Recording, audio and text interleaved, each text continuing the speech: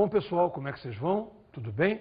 Vocês viram essa entrada que a gente fez aí com cientistas, problemas com o Sol, camada de ozônio, tanta coisa interessante. E, na verdade, tudo iniciou de um texto extraordinariamente técnico, que são as reações radicalares. Mas, afinal, o que são reações radicalares? Bem, são reações que envolvem radicais livres, que são possíveis partículas, possíveis espécies químicas que trabalham numa reação. Essas espécies químicas são formadas através de cisões. Cisões são as quebras nas moléculas. Vamos ver cisões homolíticas e cisões heterolíticas. Vamos iniciar pela cisão homolítica ou homólise, que é a que mais nos interessa, porque é exatamente a que gera radicais livres. Repare que eu tenho dois átomos ligados por um par de elétrons, o A e o B, ligados por um par de elétrons. Como é que vai ser a cisão homolítica? O nome está indicando. Homo é igual. Eu vou fazer uma quebra, mas uma quebra igual. O que eu quero dizer com quebra igual? Claro, o A leva um elétron e o B leva um elétron. Ninguém fica com carga, ninguém fica negativo, ninguém fica positivo. Observe novamente no esquema. Saiu o A com o seu elétron, saiu o B com o seu elétron. Tanto a A quanto a B nós chamamos de radicais livres. Não há cargas. Repare no primeiro exemplo. Cl, dois pontinhos Cl, nada mais é que a molécula de cloro, enquanto que 2Cl são dois átomos de cloro. Repare uma coisa, esses dois átomos de cloro são extremamente reativos. Eles estão com 7 elétrons. Você lembrou que cloro é grupo 7A? Então tem 7 elétrons e quer ter 8. Logo esses átomos saem, entre aspas, tá? Desesperados por se combinarem a alguém. Eles são extremamente reativos. Vamos ver um outro exemplo? Você tem ali a molécula do metano, escrita de maneira meio engraçada. H3C, dois pontinhos, ou seja, os dois elétrons, H. E eu vou fazer a cisão exatamente entre o C e o H. Ou seja, eu vou separar um grupamento metil, o H3C, CH3, como a gente está mais acostumado a falar, e o átomo de hidrogênio. Os dois serão extremamente reativos. Tanto o metil, radical livre, quanto o hidrogênio, radical livre. Vamos olhar um terceiro exemplo. Aqui temos a molécula do etano. Está muito fácil de perceber que aquele etano ali vai ser separado em dois radicais metil. Eu estou evidenciando os dois elétrons que ligam um carbono ao outro. A homólise, repara, homólise aqui, e eu passo a ter dois radicais metil. Está escrito ali 2H3C. A gente costuma mais falar 2CH3. Agora, correto mesmo é H3C, porque repara, o elétron livre, o elétron desemparelhado, está ligado ao C. Então H3C ficou perfeito. Eu tenho dois grupos metil, ambos extraordinariamente reativos. Vamos ver agora a cisão heterolítica ou heterólise, que é mais característica de átomos que apresentam uma boa diferença de eletronegatividade. Imagine assim, dois átomos A e B, onde o B seja mais eletronegativo do que o A. Consequentemente, o B vai levar o par de elétrons e o A vai ficar sem nada. Eu vou criar uma carga positiva no A e uma carga negativa no B. É completamente diferente de uma cisão homolítica, na qual não há cargas. Vamos ver agora as etapas de uma reação radicalar. Você precisa entender uma coisa de saída. Reações radicalares são diferentes. Não funcionam como as reações onde há cátions e ânions. As reações se passam marcantemente em etapas onde são criados os radicais livres, onde o número de radicais livres se mantém, apesar deles estarem reagindo, e no final o número de radicais livres diminui até acabar. Vamos ver devagarinho cada uma dessas etapas. Me segue no esquema. Olha só. Primeira etapa, iniciação. Nesta etapa, aumenta o número de radicais livres. É tipicamente uma fase de criação de radicais livres. Numa segunda etapa, ou melhor, em várias segundas etapas, teremos a propagação, que mantém o número de radicais livres, mas eles vão reagindo. Você vai ver bem como que isso é.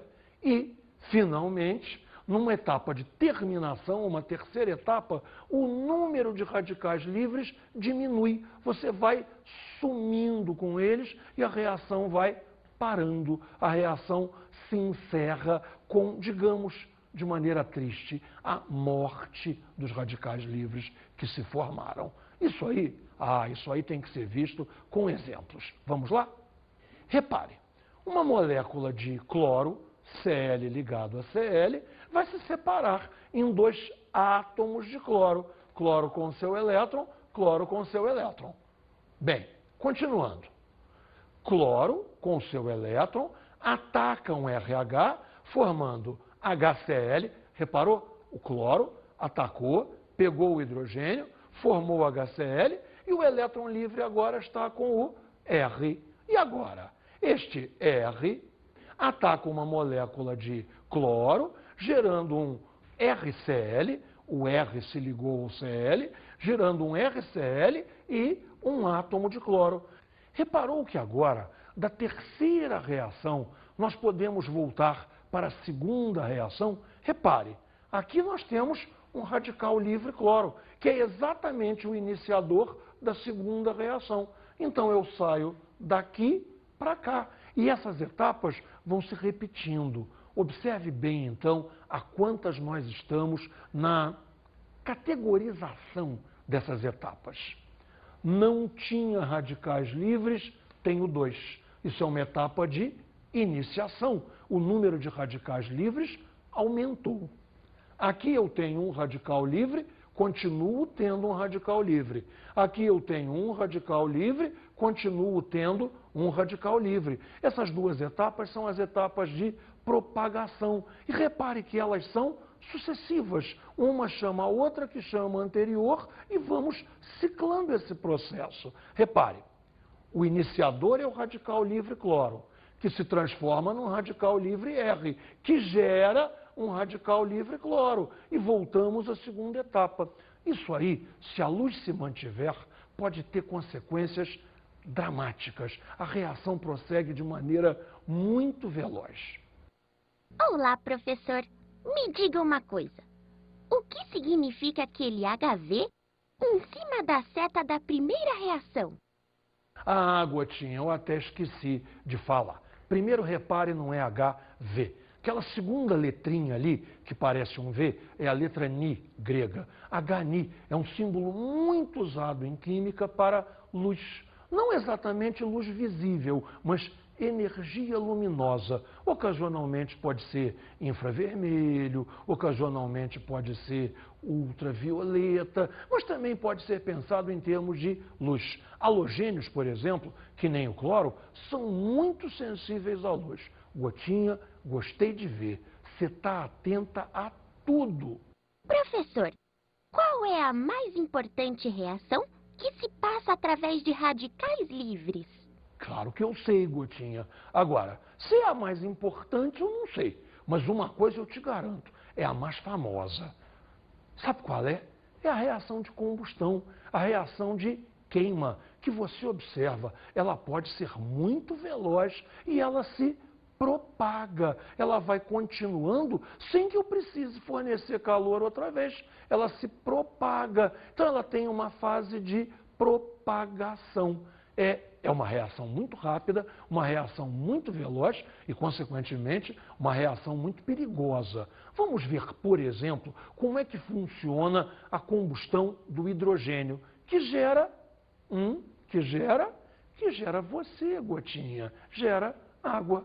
Observe, 2 moléculas de hidrogênio, mais uma molécula de oxigênio, mais energia térmica de ativação. Caramba, pode parar. O que é energia térmica de ativação? A energia que eu preciso para gerar os radicais livres. Perceba, essa é uma fase de iniciação. A molécula de hidrogênio vai quebrar dando 2 átomos de hidrogênio. Se eu tenho 2 moléculas, claro que eu gerarei 4 átomos de hidrogênio. A molécula de oxigênio vai quebrar em 2 átomos de oxigênio. que eu vou obter, então, como o final dessa fase de iniciação? 4 átomos de hidrogênio e 2 átomos de oxigênio. Um coquetel de 6 radicais livres. Caramba, você lembra que eu disse que eles são muito reativos? E são mesmo. A reação está pronta para começar. Ou seja, o perigo já está no ar. Essa reação vai prosseguir muito rapidamente, é a marca de uma combustão. Vamos ver as fases de propagação. Um átomo de hidrogênio pode atacar uma molécula de oxigênio. Caramba, eu quero que você entenda que para que a reação se propague, um radical livre tem que gerar outro, porque senão a reação ia morrer. Imagine que aqueles 4 átomos de H e 2 átomos de O se combinassem. Ótimo, formava água e a reação teria acabado. Simplesmente teria acabado. Não, a reação tem que se propagar, a reação tem que se autoalimentar. Imagina só, se para queimar uma folha de papel, eu precisasse acender um fósforo para cada pedacinho de papel que eu fosse queimar. Você sabe que não é assim. Você acende um fósforo e a combustão se propaga por todo o papel. Percebeu o verbo outra vez? Propaga. Etapa de propagação. Um radical livre gerando outro. Observe de novo no esquema. Um átomo de hidrogênio ataca uma molécula de oxigênio, gera uma hidroxila como radical livre e um átomo de oxigênio como radical livre. Caramba, essa etapa de propagação é poderosa, porque a partir de um radical livre, nós geramos 2. A reação corre o risco simplesmente de acelerar. Você já viu isso? Uma combustão começa meio tímida, de repente dá a impressão que as moléculas se empolgam e saem queimando. É mais ou menos isso mesmo. Está aumentando o número de radicais livres na panela química que você tem. A reação se autoacelera. Claro que isso aí é um risco. Isso aí é perigoso. Vamos à próxima fase.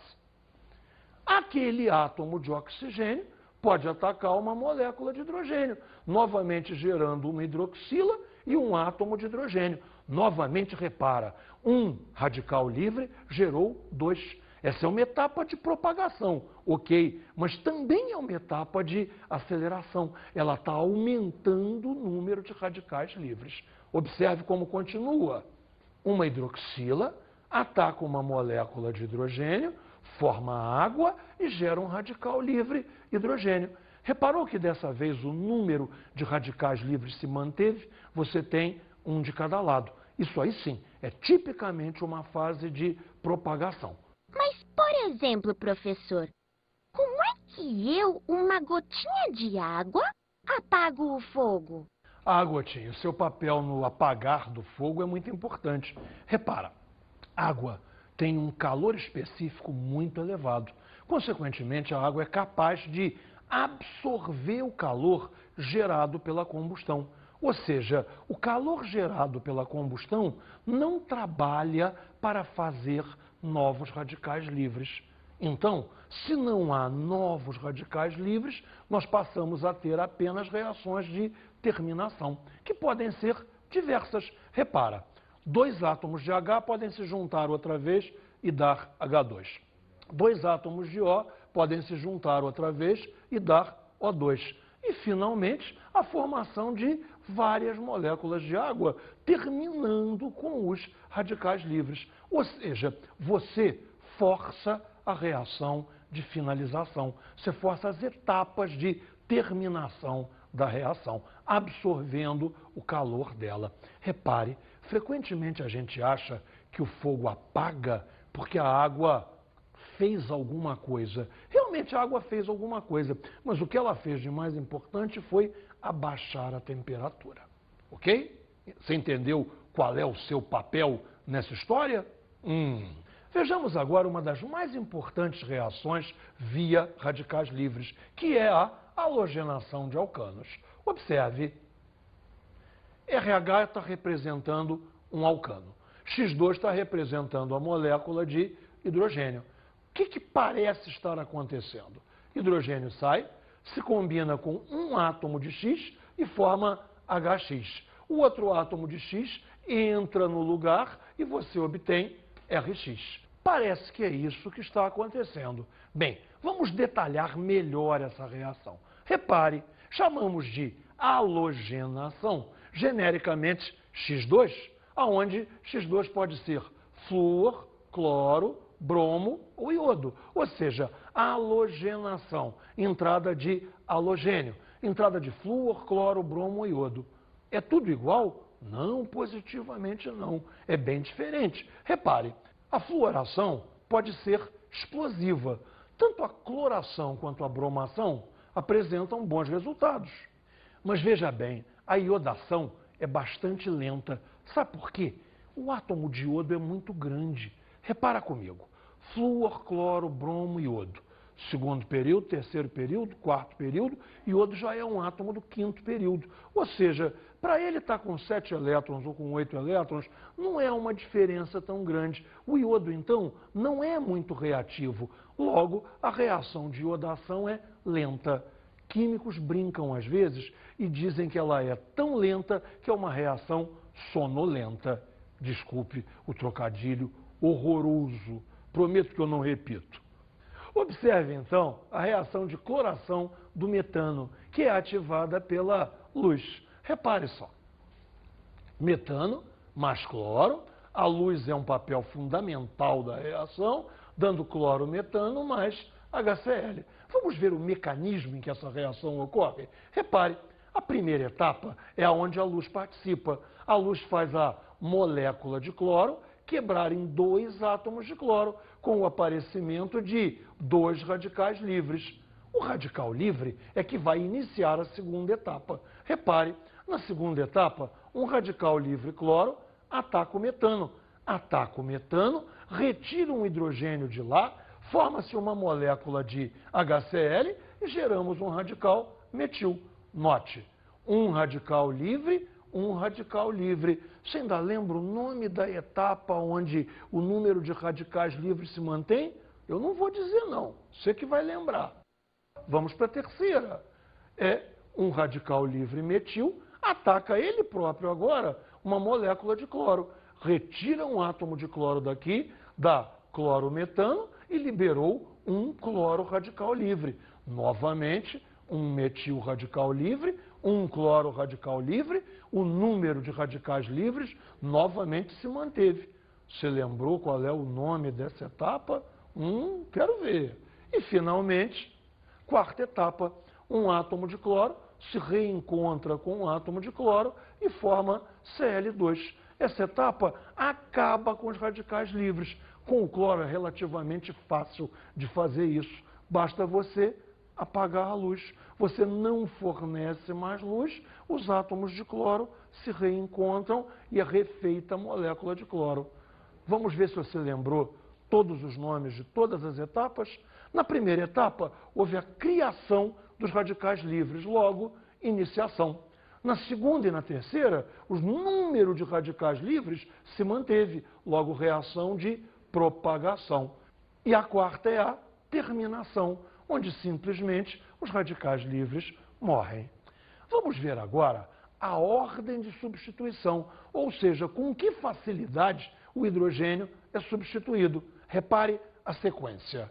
Hidrogênio do carbono terciário, maior que hidrogênio do carbono secundário, maior que hidrogênio do carbono primário. Ou seja, meu querido, o hidrogênio mais fácil para sair é o hidrogênio de carbono terciário, que pode existir ou não. Se não existir, agora o mais fácil para sair é o hidrogênio de carbono secundário. E, finalmente, o mais difícil para sair é o hidrogênio de carbono primário. Você sabe o que a gente vai estudar agora?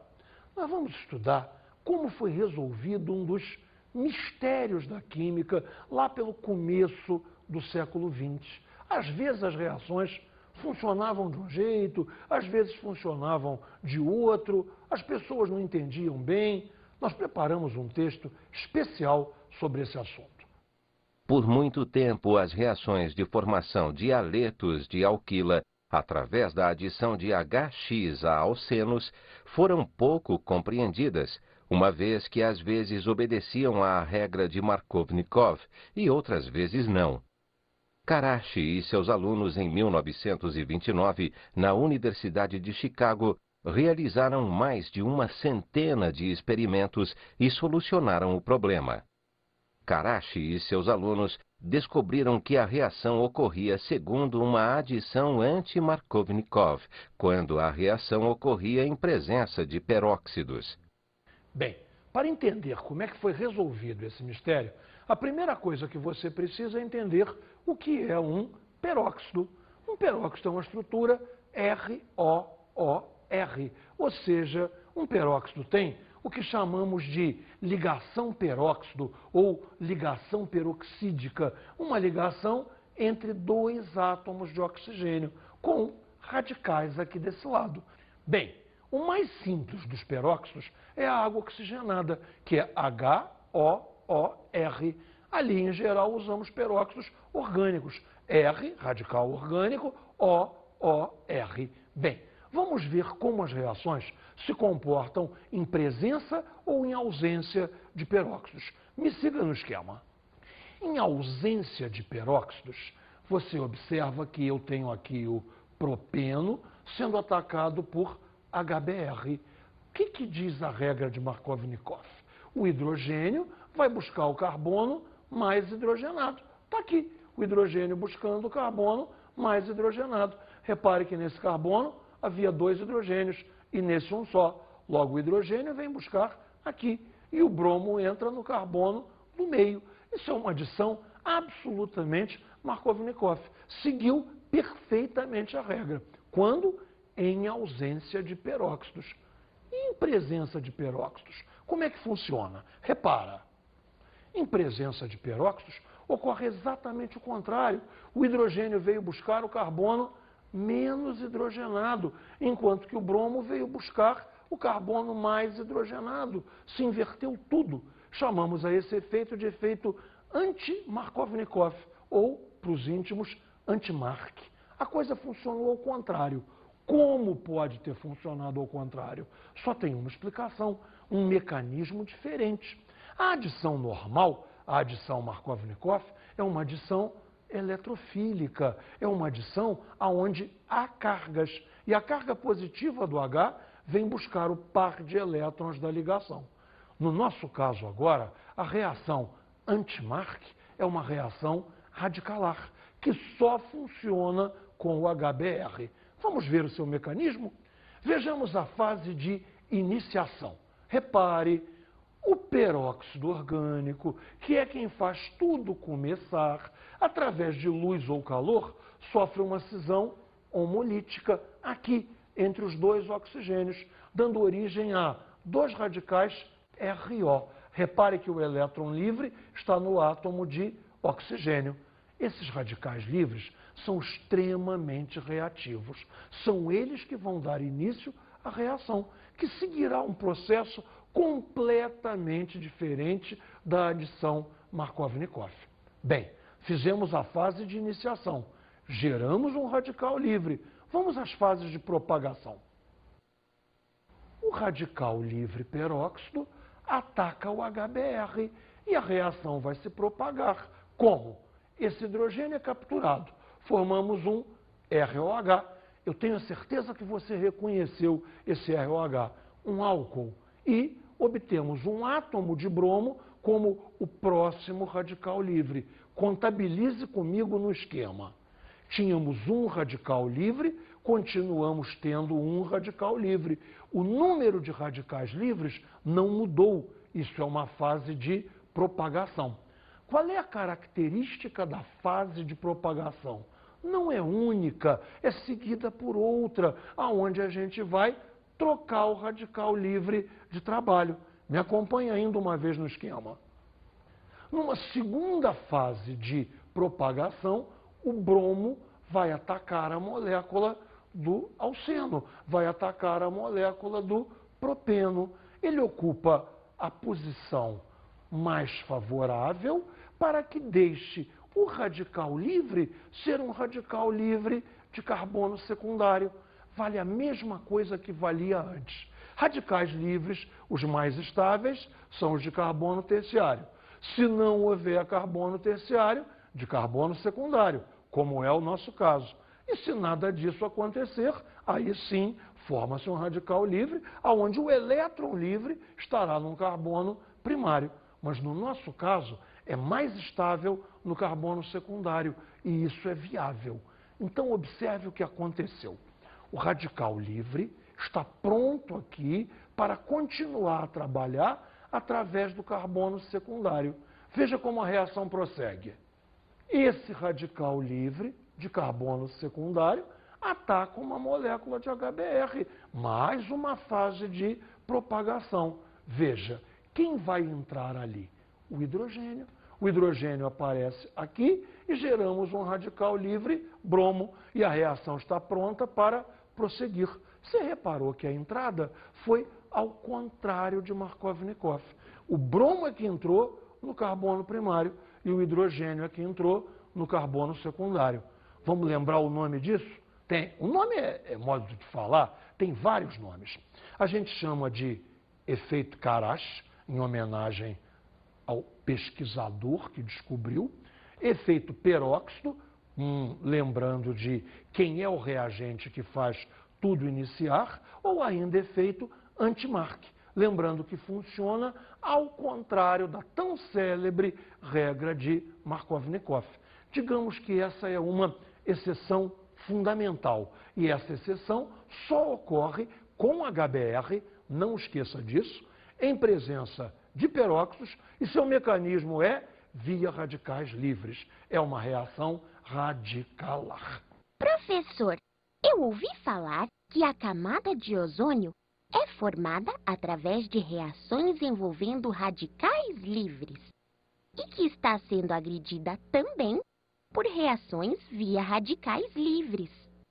Eu soube que você presta muita atenção nas aulas de geografia, onde se fala sobre meio ambiente. Eu preparei, então, um texto especial para isso, que vai explicar tudo. A camada de ozônio encontra-se na estratosfera a uma altura entre 15 a 30 quilômetros acima da superfície da Terra. O ozônio, O3, uma variedade alotrópica do oxigênio, é um gás de cor azulada e odor característico, bem menos comum que a variedade normal, O2. Moléculas diatômicas de um gás incolor e inodoro que nós respiramos. A vida na Terra só se tornou possível devido à camada de ozônio, que absorve parte da radiação solar, sobretudo a radiação ultravioleta, altamente prejudicial à saúde, podendo causar câncer de pele, catarata, diminuição das defesas imunológicas, afetar plantações e a vida vegetal e animal de um modo geral. A camada de ozônio filtra essa radiação, evitando que ela atinja com toda a sua intensidade a superfície de nosso planeta. Eu acho que o mais importante de você fixar aí é o seguinte: se não fosse a camada de ozônio, simplesmente a nossa vida na Terra não existiria. Dependendo, mas numa média aceitável, a camada de ozônio absorve 95% da radiação ultravioleta. E é ela que nos queima a pele, é ela que nos bronzeia. Imagine um verão que não existisse a camada de ozônio. O Sol manda 100% de RUV. 95% ficam na camada de ozônio, 5% passam. Se não existisse a camada de ozônio, não passariam 5, passariam 100. Você consegue imaginar um Sol queimando 20 vezes mais? Seria um verão inesquecível. Sabe por quê? Porque seria o último verão. Todas as folhas queimariam, a flora estaria extinta e nós, a fauna, seguiríamos atrás num caminho sem volta, o caminho do fim da vida na Terra. Então, devemos tudo à camada de ozônio. Vamos ver como é que ela funciona? Primeiramente, há a formação do ozônio a partir do oxigênio, que tem um mecanismo radicalar. Me siga. O2, agredido pelo RUV, quebra em 2 átomos de O. Claro que RUV, você percebeu que é raio ultravioleta. Um desses átomos de O se liga à molécula de O2 e obtemos o O3. Obtemos o ozônio. Ou seja, nesse esqueminha, você viu que o O2 se transforma em O3. É só isso? Não. Também temos a transformação do ozônio em oxigênio, novamente com o mecanismo radicalar. Observe, ozônio atacado pelo RUV, quebra dando O2 e um radical livre oxigênio.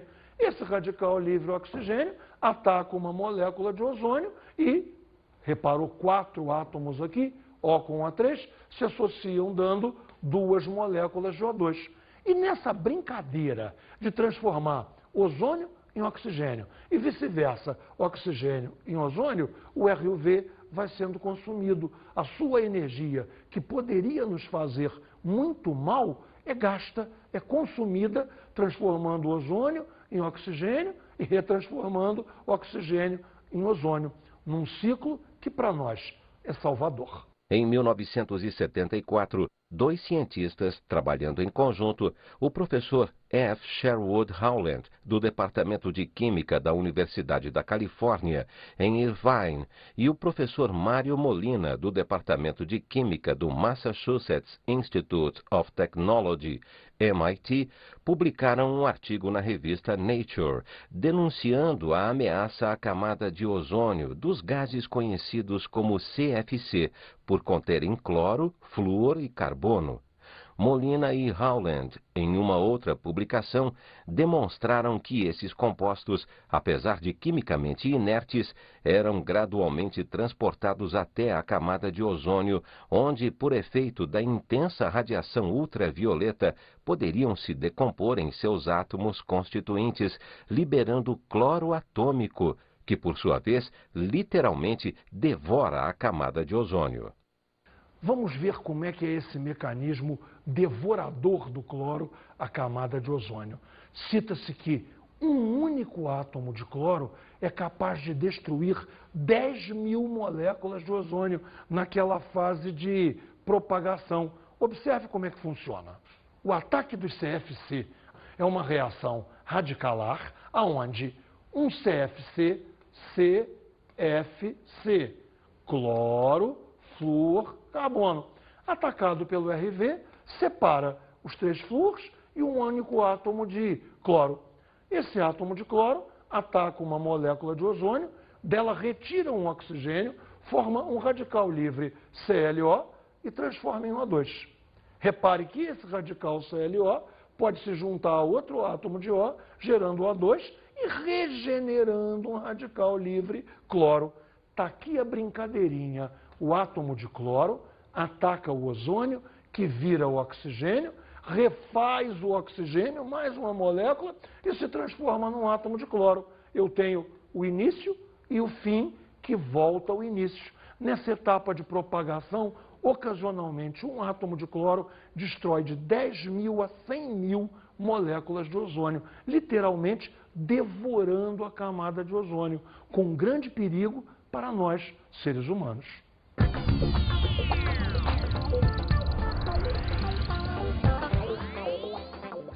Sabe o que é que eu preciso que você faça?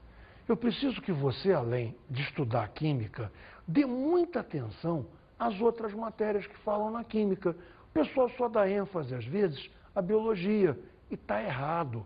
A geografia tem muito a contribuir para que a gente estude realmente de maneira interdisciplinar. Afinal de contas, é a geografia que fala em meio ambiente. Toda vez que tiver um lance desse de meio ambiente, vá chatear o seu professor de química. Ele tem muito a ajudar você. Reparou esse lance do ozônio, CFC, vida na Terra? Biologia, geografia e química andando em integração.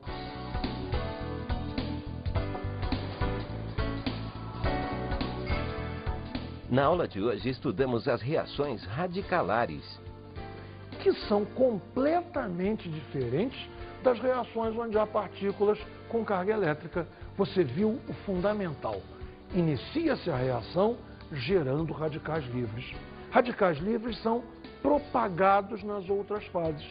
E, finalmente, a reação termina com a morte dos radicais livres. É completamente diferente e é muito interessante. Bons estudos!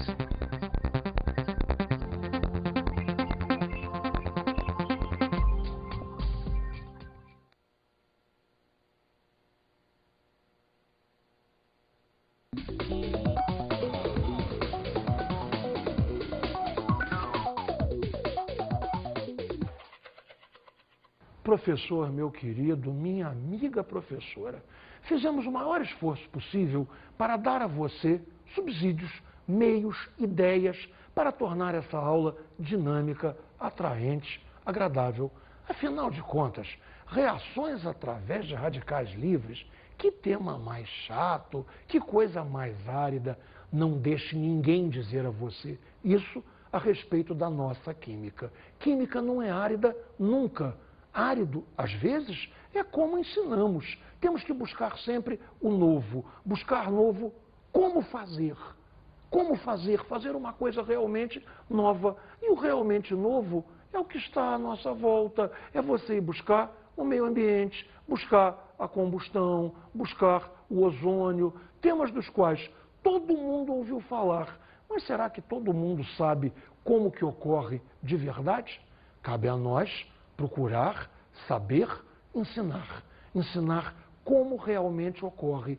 Química, não se deixe enganar, é a ciência da vida. Cabe a nós fazer com que o nosso aluno também ache isso. Bom trabalho.